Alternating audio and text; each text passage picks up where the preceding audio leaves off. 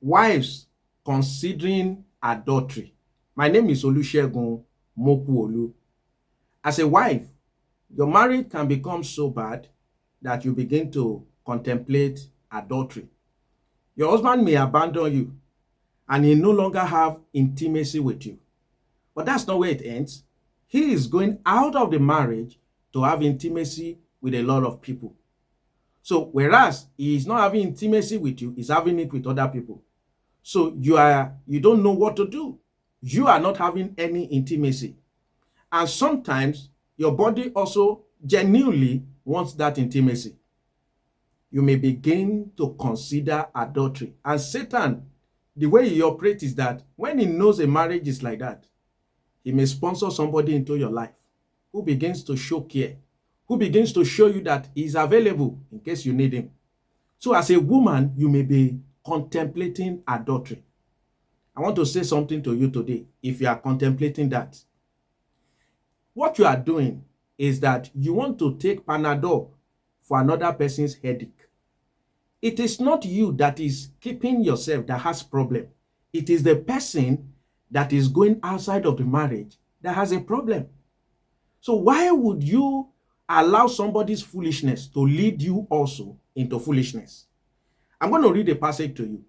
Proverbs chapter 6 and verse 32. Look at what it says. But the man who commits adultery is an utter fool, for he destroys himself. The man who commits adultery is an utter fool, for he destroys himself. Why do you want to be in this verse? Why will you want this verse to refer to you? Somebody is an utter fool. Do you want to follow the example of an utter fool? It is Satan that is whispering to you and saying, you too, you should get back at him. You too, you should do your own. Why? So if I see somebody now who is going through fire, I also will want to now go through fire just for vengeance. Is that not foolishness? That's exactly what you are thinking of doing. A person that commits adultery is an utter fool. He is destroying himself. Why would you destroy your own self? Just because somebody is destroying himself. That person even needs your prayer. Because your life is right with God, but that person is on the path of destruction. Again, if you read the book of Hebrews chapter 13, Hebrews chapter 13, and you read verse 4. Now, look at what it says. It says, give honor to marriage and remain faithful to one another in marriage. That remaining faithful is an instruction for the two and for the individual. In other words, the two of you should be faithful in marriage, but that faithfulness starts with individual faithfulness.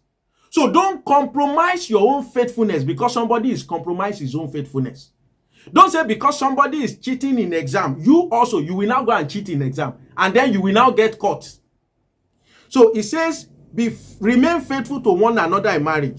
God will surely judge people who are immoral and those who commit adultery. Do you want to come under the judgment of God because your spouse is a fool? So stop contemplating committing adultery. Remain faithful to God. Your faithfulness is not just to a man. Your faithfulness is to Jesus Christ. Remain faithful to him until he comes. But my prayer is that God in his mercy, he will show mercy on your marriage. I am Olusegun Mokuolu. God bless you.